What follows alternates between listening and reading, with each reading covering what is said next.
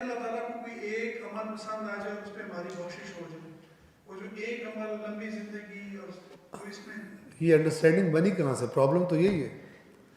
اور اگر یہ شاید ہے تو دوسری شاید بہت خطرناک ہے، شاید کی دوسری سائڈ. چونکہ قرآن نے یہ نہیں کہا تمہاری، یہ نہیں کہا ہوا کہ تمہاری ایک کوئی ادا پسند آ گئی تو ٹھیک ہے تو تم سارا بخش دے گا، لیکن قرآن نے یہ کہا ہوا کہ ان کے سارے اعمال ضائع کر دیں. اللہ نے ہوشیار رکھا ہوا تاکہ فوجی الرٹ رہے، مستی میں نہ چلا جائے. لیکن فوجی پھر بھی مستی میں ہی چلا گیا. بات غور کریں، دیکھیں اگر آپ سوچیں گے نا پھر آپ کو پھر آسان ہے.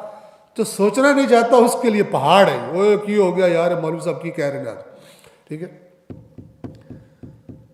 بات یہ ہے کہ انسان سوچے کہ میرے جو ذہن میں نظریہ ہے یہ آیا کہاں سے؟ آیا وہ آنے کا طریقہ ٹھیک ہے یا ٹھیک نہیں ہے؟ ایک بندہ برین واش ہو کر بم بارود والی جیکٹ پہن کر بے گناہ بچوں کو، عورتوں کو، بوڑھوں کو جا کے قتل کر دیتا ہے اور اس نیت سے کرتا ہے کہ میں خدا کی رضا کے لیے کر رہا ہوں. اور حقیقت بھی یہی ہوتی ہے. قیامت کے دن اللہ سے کہے یا اللہ میں تو دین سمجھ کے کر رہا تھا، اللہ کیسے پکڑے گا اس کو؟ سوچو، یہی سے پکڑے گا کہ جب تو کر رہا تھا تو اس وقت تو پکا ہو گیا تھا کہ یہ اللہ کی رضا ہے. یہ تو نے پتہ کہاں سے کیا تھا کہ اللہ کی رضا یہ ہے؟ جی غلط ہے.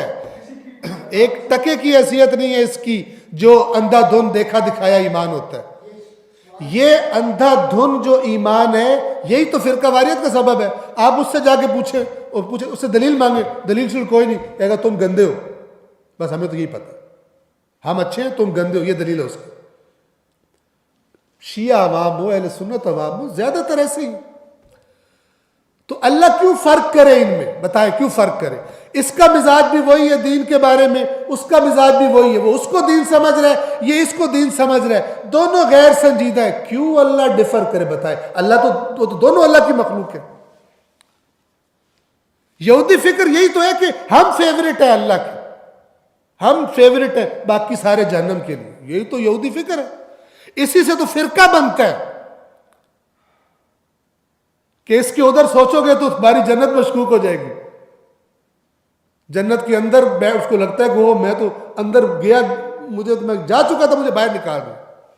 تبھی تو اسلام کا، تبھی تو دین کا کام خراب ہوتا ہے اور تبھی تو کام خراب ہوا ہے. آپ غور کریں، اصل وجہ یہی ہے. جو صرف اپنے بندے کی بات سن رہا اور اس کو جو وہ اس کو کھلا رہا ٹافیاں کہ تو یوں تیرے یوں گناہ معاف، تو یہ کر، تیرے ہر ایک کے پاس یہ چیزیں موجود ہیں، ہر مسلک کے پاس موجود ہیں. جو نہیں سوچتا، جو غور نہیں کرتا کہ مثلاً یہ اسی قسم کا، تو کیسے اس ہدایت کی طرف جائے گا؟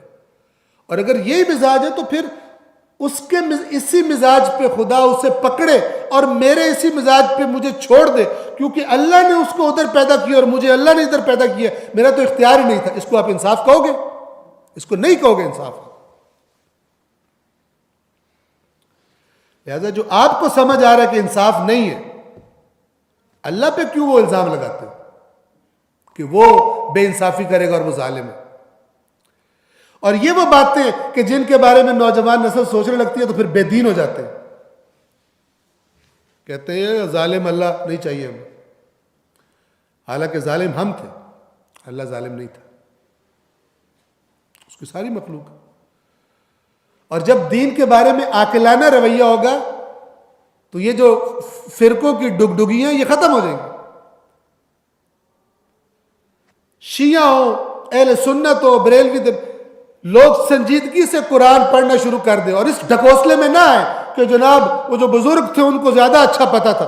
غور کرے، سوچے اور ان سے کہے ہمیں سمجھاؤ، یہ لکھا ہوا ہے نا، یہ تو یہی کہہ رہے ہیں نا، سمجھاؤ اس کے خلاف کیسے. وہ کہے بزرگان نے یوں فرمایا کہ بزرگان پاس رکھو اپنے، اللہ سب سے بڑا بزرگ ہے. جب عوام یہ کرے گی یہ فرقے ختم ہو جائیں گے، یہ ڈرامے بازی ختم ہو جائے گی، یہ بلا وجہ نفرتیں اور قتل و غارت، دوسروں کے مذاق اڑانا، فلان کرنا، جاہلوں کی طرح سامنے بیٹھ کے واہ واہ واہ واہ توہین ہو رہی ہے. جس کام سے اہل بیت نے منع کیا وہ کر رہے ہیں, سمجھ رہے, اس سے دین کی خدمت ہو رہی ہے اور اس سے اہل بیت اطہار کی رضا حاصل ہو رہی ہے. سبحان اللہ. جہالت در جہالت در جہالت. اور یہ بھی نہیں دیکھ رہے کہ دنیا میں حشر کیا ہو گیا مسلمانوں کا. اللہ نے چھین لی عزت, اللہ نے چھین لیا اقتدار دنیا کا, دنیا اور ہاتھوں میں, دوسروں کے ہاتھوں میں. یہ اللہ کب کرتا ہے؟ یہ اللہ اس قوم کے ساتھ کرتا ہے جس نے اللہ کی دی ہوئی چیز کی قدر کرنا چھوڑ دی ہوتی. یہ قرآن نے بتایا ہوا کہ پہلوں کو ہم نے دی, جنہوں نے نہیں قدر کی ہم نے ان سے چھین لی, اور اب ہم تمہیں دے رہے ہیں تاکہ دیکھیں تم کیا کرتے ہو. مسلمانوں نے کیا پرفارمنس دیا آج, کیا پرفارمنس ہے مسلمانوں نے. جو سوچے گا, شہید مرتضیٰ مطہری رضوان اللہ تعالی علیہ, انہوں نے ایک شعر کوٹ کیا اپنی, ان کی کتاب ہے اگر میں غلطی نہ کروں نظام تعلیم و تربیت در اسلام, اسلام کا نظام تعلیم تربیت. اس میں وہ ایک بات کرتے ہیں شعر, اس کا معنی یہ ہے کہ جو ہر کے او بیدار تر پر درد تر, جو جتنا بیدار ہے اتنا درد اس کو محسوس ہوتا ہے. بیدار تر یعنی جو جتنا زیادہ بیدار ہے, پر درد تر اتنا زیادہ وہ پر درد ہے, دردوں سے بھرا ہوا ہے. ہر کے او ہوشیار تر, ہر وہ کہ جس کا ہوش زیادہ ہے, ہوشیار ہے, الرٹ ہے, چیزوں کو دیکھ رہا ہے, غافل نہیں ہے, مست نہیں ہے. رخ زرد تر, اس کے چہرے کا رنگ اتنا پیلا ہے کہ کیا ہو گیا بھائی, کیا فراڈ ہو گیا, کیا گھپلا ہو گیا, کہاں آ گئے ہم. کبھی اے نوجوان مسلم تدبر بھی کیا تو نے, وہ کیا گردو تھا تو جس کا ہے ایک ٹوٹا ہوا تار. علامہ اقبال چونکہ زیادہ توقعات نوجوانوں سے ہوتی ہیں, تو کبھی اے نوجوان مسلم تدبر یعنی غور کیا, تدبر وہی قرآن والا, پیچھے مڑ کے دیکھا, کبھی غور کیا, وہ کیا گردو تھا تو جس کا ہے ایک ٹوٹا ہوا تھا. کتنا آسمان تھا اونچا جہاں سے ٹوٹ کے تو یہاں پستی میں گرا پڑا. تو نے پیچھے مڑ کے دیکھا یا اسی مٹی کو چاٹنے پہ تجھے لگا دیا. شکایت ہے مجھے یا رب خدا بندان مکتب سے, سبق شاہین بچوں کو دے رہے ہیں خاک بازی کا. وہ جو شاہین کے بچے تھے ان کو خاک چٹوا رہے, کسی دنیا کی پستی پہ ان کو راضی کیا ہوا. کیا اللہ نے ان کو کیا دیا تھا, ان کو بنا کیا دیا.